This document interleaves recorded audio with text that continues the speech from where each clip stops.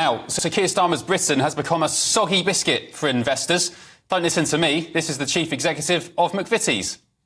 Our greatest investment across all of our countries over the last decade or so has come to the UK. We would like to continue to be a major investor. We'd like that too. Going forward. It's becoming harder to understand what the case for investment is. At least small amounts one can understand, but the quantums that I think we need to make a difference in the growth rate of the economy are in the order of tens of millions every year. And in the last couple of years, it's just become a lot harder to really see how does that play out. So it got me thinking, 6 months on, if Keir Starmer's government were a biscuit, what biscuit would it be? Well, certainly not a nice. I guess there's nothing nice about letting grannies freeze to death in the winter. What about Jammy Dodger? The PM did escape Lord Ali's gifts scandal relatively unscathed, not bad. What about a digestive? There's been so much that's hard to stomach after all about this Labour government. Or perhaps this one, a border biscuit. I suppose our southern border is as about effective as something that's been routinely dunked in a mug of tea. What about this? The Oreo, full of fake crap. Reminds me of something. What is it? Actually, this is one of my own favourites. The Hobnob. Interesting. So, Hobnob wins, I think. Hobnob. Anyway, back to the serious point. The McVities boss is right, isn't he? This government was shouting from the rooftops about growth during the election campaign, and it's hard to see where that's coming from.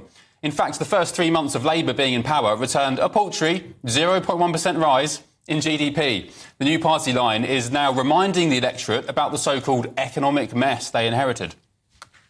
We have now drawn a line under the inheritance that I faced. Public finances are now on a firm footing, and also our public services are funded in a proper way. And we've now set the envelope for those public services for the rest of this Parliament, which means we're not going to have to come back for more. Well, let's look at that mess in detail, shall we? They inherited the fastest growing economy in the G7, 0.7% growth in the first quarter of this year under the Tories, which was the best figures in decades. They inherited halved inflation, 2% in May, on target, the first time in over 3 years. It's now back up to 2.3% under Labour. The Bank of England started cutting interest rates in August, just a month after Labour took power, the first time in 4 years. And they cut again 5 days ago, and the base rate now sits at 4.75%. That, in turn, started seeing mortgage rates plummet. They dipped below 4% in the months after Labour took power, thanks to that Bank of England rate cut, saving homeowners thousands of pounds a year. Since the budget, though, they've now rocketed again to 5.5% on certain products. That's despite the Bank of England cutting base rates. Well, very well done to you, Labour. And energy bills had been falling since summer last year too. Labour promised, do you remember, an immediate £300 cut to our bills if they were elected. Well, Ofgem announced on Friday that the energy price cap has now rocketed again. Gas and electricity bills will become even more expensive in January. So forgive me for asking, are Labour simply working with a mess of their own making? And I'm not just talking about the crumbs of biscuits on their desk either. Let's get the thoughts now of my panel. Daily Express columnist Carol Malone, campaigner and political activist Samuel Sweek, and the former MP and Conservative Party chairman Jake Berry. Sorry, guys, I left the biscuits over there. You'll have to wait. You're eating one, aren't you? You're actually eating one. Stuck in. It's my silly stunt, and it's got stuck in my teeth. There we go. Serves me right. What do you reckon about this? Over and over and over again. She sat there today and she lied again. She said the economy is on a firm footing. No, it is not. GDP fell by 1% in September. That cut production output by 0.5%. You know, there's talk last week of a recession coming. Her tax reforms are causing huge concerns among businesses. The bond markets today are saying they are more nervous about this than they were about Truss's budget. And she's changed the fiscal rules to be able to borrow 50 million more. So she's borrowing like 150 million quid, which has to be paid back. So our economy is not on a firm footing. And because all these businesses have said now that her reforms are going to mean they're going to have to lose jobs and they're going to have to rethink their recruitment. So they're going to earn less money, those companies. And so she's going to have to retax again to keep the money up. She's just lying. And this is a woman who has no... We know what her history is now in the economy. I mean, she was a... She was an economist at the Bank of England. She was not. She was a trainee economist at the Bank of England. She was a trainee at the end of 2 years when she left the Bank of England. I think Richard Tice today described her as a call centre manager. She was dealing with admin. But anyway, but now she's running the economy of her country. She's talked for years about how she knows how to run an economy. She has no idea. Okay. Samuel, should we be listening to the McVities boss? I think, we have to look at the way that this is balanced as an argument.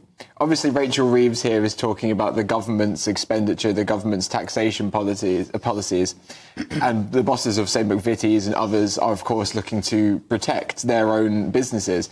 But what has to be factored into this as well is that workers in this country, on average, have only made 16 quid richer than they were in 2010. There's so much missing from this conversation. Where do you get that from? That's the Office National Statistics. Doesn't surprise me. Okay. But what's happened to migration in that time? Yeah. But I don't think that migration can be What, not at all? I don't know. Even just a slither, Samuel, and a population explosion of millions and millions, and you don't think that affects wage growth or GDP per capita? What I do think needs to be taken seriously is that companies like McVities in the last financial year have made nearly £3 billion in profit. Which is what they're in business for. Good for them, of course. Of course. But that needs to be reinvested back into the workforce, who, as I've said, have suffered a real terms pay cut. Sorry, not real terms pay cut, but only 16 quid richer than they were in 2010.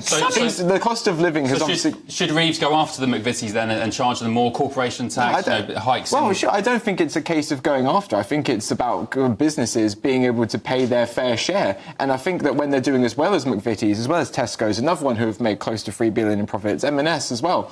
I think that we need to be talking... You sound like you're against companies making a profit. When they make a profit, they can employ people and employ more people. Great, but they should also pay those people that they do employ. But what these companies are now saying, that the NI changes means that half of them are going to shed jobs now, not take more people on. People said the same thing about the introduction of the national minimum wage.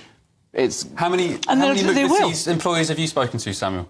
How many have you spoken to? Well, I don't know. I've at least got some biscuits tonight. I've done my You've done your bit to support them. Yeah. Well, good for you. But I do think if ever of us did speak to them, I think none of them would say that, yes, maybe things are difficult for them. Maybe they would like to make a little bit of extra money. Their hard work that has obviously put profits into McVities should be rewarded. Jake? Look, I just think the problem with Rachel Reeves, whatever her experience is, she doesn't understand what makes business tick. What do we not want people to do in this country? We don't want them to smoke. So we put tax up on cigarettes. So that's the other thing. We don't want them to drink too much. So we put tax up on alcohol. We don't want them to have too many sugary drinks. So we put tax up on sugar.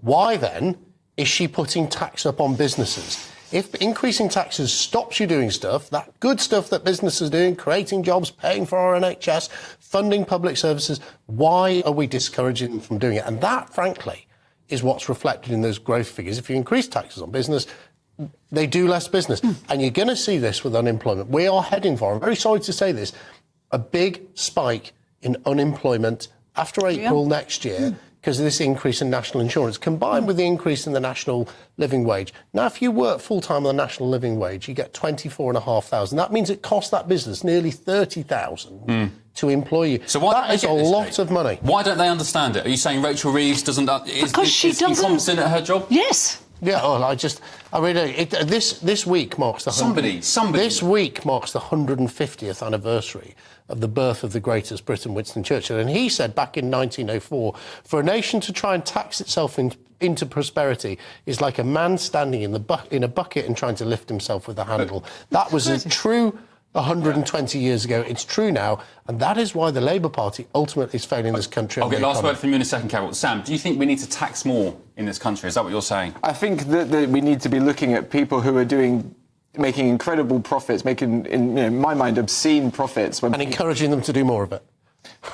We need to be ensuring that people who can do pay their fair share to invest into public services and to pay their workers. There is a lot of wealth in this country, make no mistake. The distribution of that is shocking. But do you understand if you treat people too unkindly, they'll just go off to, say, Dubai or somewhere else where they don't pay as much tax, certainly not income tax anyway, or capital gains, and they just won't stick around.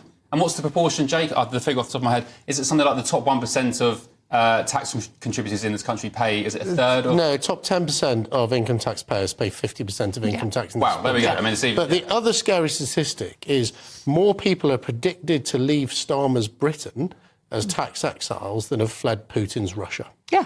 And something, what was the figure that was released last week?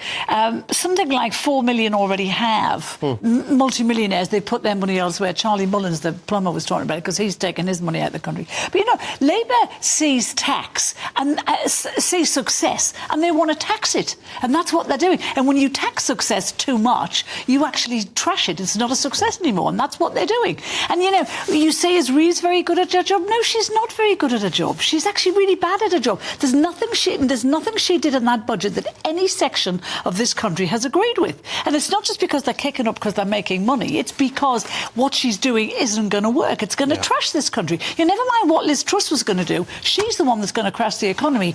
Rachel Reeves, not Liz Truss. Samuel, why do you think that people who work hard and take risks and invest their hard-earned money, which, by the way, has already been taxed, and invest in assets or their businesses or so on, why do you think that people like you or your friends in, you know, the Corbynista part of the Labour Party, why should you get a cut of that? I'm not advocating for myself to get a cut of this. Well, why should anyone get a cut of it? What I'm saying is that can you consider that a business is doing well if it makes, say, this financial year, 3 billion in profits, but its workers are lining up at food banks? Is that business doing well, or is a very small amount of people from the top of that business doing well? I believe that is like the signs of a rigged and broken system, which is weighed very much in the balance of the wealthy elite. Are you generally anti-capitalist? Is that a philosophy? I think it's quite clear that I'm anti-capitalist. I think it is quite clear. I think it leaves too many people behind. But you see, if there were too many people like you, there wouldn't be any money to give to anybody. That's the point. People have to. It seems to me that you're resentful of people who make money, and you think that they should just give that away to everyone. I'm not saying they should give it away. No, I'm saying that if they're doing well, good for them. Do they not want the rest of their country and their workforce to be doing well? You're saying good for them, and they should give it to everyone else. Why don't you just work harder, Samuel? Why don't I just work? Well, not you personally, but why don't you and your friends just work harder? Why don't you take more risks? Would we say that to farmers?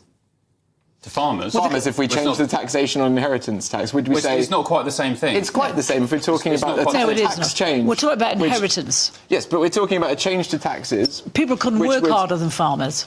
Right, I'm not saying I don't believe that at all, of course. How do you work hard when you're dead? It's a death tax. OK. Like you finish your point. No, my point is, it's a silly argument to say that people should work harder when the system is rigged so far against people at the very bottom of the pile. How is it rigged? Okay. People are... millions of people who are economically inactive. Yes. Millions. Was it 9 million or something economically inactive? 2.5 of those very young people under the age of 24. But let's talk about in-work poverty. How many people... we're talking about people who don't actually work. We're going to have a conversation about in-work poverty. Yeah, I actually applaud the Labour Work and Pension Secretary today, who's come out and said we need to be tough with young people to try and get them back into the workplace. I saw that. Not actually just to save money, but to help with their mental health and their own well-being and their place in society. I think that's a great thing to do. Doesn't sound like a bad policy, dare I say it, from Labour.